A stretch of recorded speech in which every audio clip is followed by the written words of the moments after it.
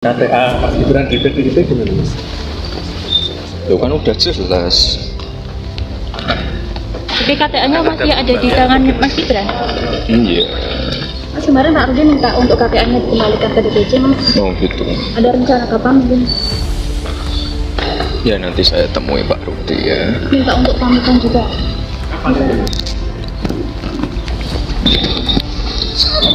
Kemarin ini Pak Komarudin itu mengatakan bahwa pemberitaan juga Mas Gibran dipecat dari PDIP. Mungkin ada tanggapan itu Mas? Ya itu udah.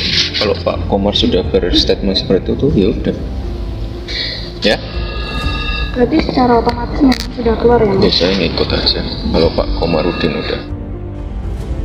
Dewan Pimpinan Cabang PDIP Kota Surakarta menunggu Gibran Rakabuming Raka mengembalikan kartu tanda anggota yang pernah dibuatnya saat pertama kali menjadi kader partai berlambang Banteng Moncong Putih tersebut. Hingga saat ini, Gibran belum mengembalikan KTA. Menurut Ketua DPC PDIP Kota Surakarta, berkaitan dengan kontestasi politik, setiap warga negara berhak dicalonkan dan mencalonkan, serta berhak dipilih dan memilih selama memenuhi syarat usia.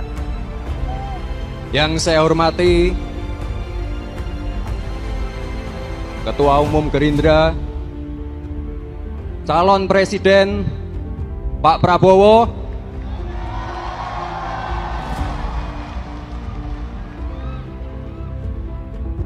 tenang saja Pak Prabowo,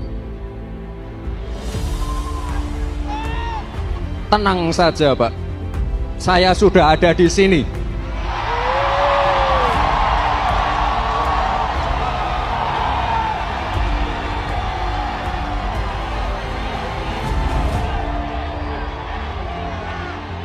Gibran dicalonkan oleh partai lain, itu hak Gibran, keputusan di tangan Gibran. Kalau sudah memutuskan bergabung dengan partai lain, otomatis Gibran mengembalikan kartu tanda anggota PDIP ke DPC.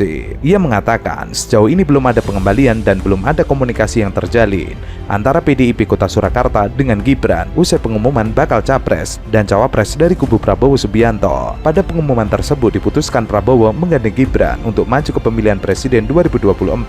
Kenapa Partai Golkar berpikir anak muda, Pak? Kita punya sejarah. Contohnya, Sultan Syahrir menjadi Perdana Menteri pertama sejak Indonesia diproklamirkan oleh Soekarno-Hatta. Umur Sultan Syahrir 36 tahun. Dan Sultan Syahrir adalah kepala eksekutif ataupun kepala pemerintahan. Jadi kalau Sultan Syahrir bisa, maka saya yakin under 40 tahun anak juga siap mendampingi Bapak Prabowo Subianto. Syahrir dianggap sukses bersama Soekarno-Hatta yang juga pada waktu itu muda juga Pak. Waktu itu under 40 juga Pak. Tadi malam Pak, kami rapat cukup lama, cukup hangat, tapi semuanya konsensus mengusulkan, saya tanya dulu, mengusulkan dan mendukung Mas Gibran Rakabuming Raka untuk kita pasangkan dengan Pak Prabowo sebagai bakal calon presiden Republik Indonesia. Mohon doa restu dari seluruh rakyat Indonesia, mengucapkan terima kasih kepada pendukung-pendukung dan pengusung-pengusung kami semuanya. Dan saya ingin di sini menyampaikan tekad kami bersama dengan saudara-saudara untuk maju minta mandat dari rakyat Indonesia, karena kita menghadapi titik yang sangat penting dalam sejarah bangsa Indonesia. Kita menghadapi titik di mana kita bisa bangkit menuju Indonesia yang hebat, Indonesia yang bebas dari kemiskinan, Indonesia yang bebas dari kelaparan, Indonesia yang bebas dari kurang gizi, Indonesia yang anak-anaknya akan tumbuh gembira, kuat, dan cerdas. Indonesia di mana kekayaan Indonesia akan dipergunakan sebesar-besarnya untuk seluruh rakyat Indonesia. Gibran memang tidak ada komunikasi sama sekali.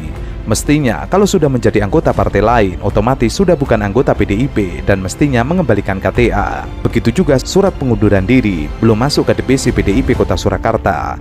Meski demikian, hingga kini belum ada kepastian. Sementara itu, pengamat Rocky Gerung memberikan tanggapan terkait pidato Ketua Umum Partai Golkar Erlangga Hartarto yang menyamakan sosok Gibran Rakabuming Raka dengan tokoh nasional Sultan Syahrir. Ia menilai Ketua Umum Partai Golkar terlalu berlebihan menyamakan dua orang tersebut. Enggak. Waktu tinggal 111 hari. Saya tidak mau memikirkan apapun. Nggak mau mikirin Gibran, nggak mau mikirin yang lain-lain. Saya cuma berpikir untuk memenangkan Ganjar Pranowo dan Pak Mahfud MD. Saya tidak mau membuang waktu yang sangat pendek ini untuk mikirin yang di luar dari yang bisa menghasilkan suara. Itu aja. Nah Bang, kalau untuk komunikasi terakhir sama Gibran kapan? Gue jarang komunikasi sama dia ya. Komunikasi gue paling banyak sama rakyat. Survei berikutnya udah naik. Survei berikutnya sudah naik.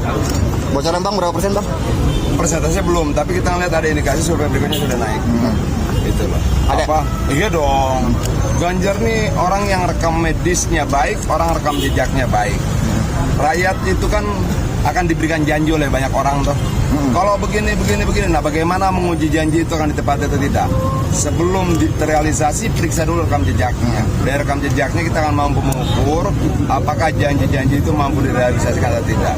Jadi gua akan menyerukan pada seluruh rakyat Indonesia, periksa rekam jejak setiap calon presiden kita, setiap calon wakil presiden kita, dan periksa juga rekam medisnya agar kita tahu secara fisik dia sanggup tidak kemudian menjaga Indonesia yang sangat luas ini. Turun ke bawah, temui rakyat, datangi rumah-rumah, rebut kemenangan. Termasuk teman-teman koalisi ya? Iya dong. Arahannya buat memasang banner terhadap setiap caleg? Ya, pasang setiap caleg partai yang bekerja sama, pasang wajah Pak Ganjar, pasang wajah Pak Mahfud, datangi rumah-rumah, temui masyarakat, dan jelaskan tentang Pak Ganjar dan Pak Mahfud. Mahfud gagal berapa? Kita akan bekerja maksimal untuk memenangkan mereka, bukan untuk urutan kedua, bukan untuk urutan ketiga, kita akan memenangkan mereka. Dan sekarang semua mesin itu sudah bergerak. Menanggapi hal itu, pengamat Rocky Gerung kemudian membandingkan reputasi antara Gibran Rakabuming Raka dengan Sultan Syahrir yang jauh berbeda. Kalau melihat reputasi Sultan Syahrir, jelas jauh banget. Buat apa dibandingkan? Sama membandingkan Erlangga dan air mineral, jauh banget. Menurutnya, cara elite politik mencari alasan mencalonkan Gibran semakin lama semakin tidak jelas. Ia menilai Erlangga tidak perlu memberikan alasan sebab publik sudah mengetahui. Rekam jejak politik Sultan Syahrir sendiri hingga ke benua Eropa bahkan sering hadir dalam forum diskusi PBB.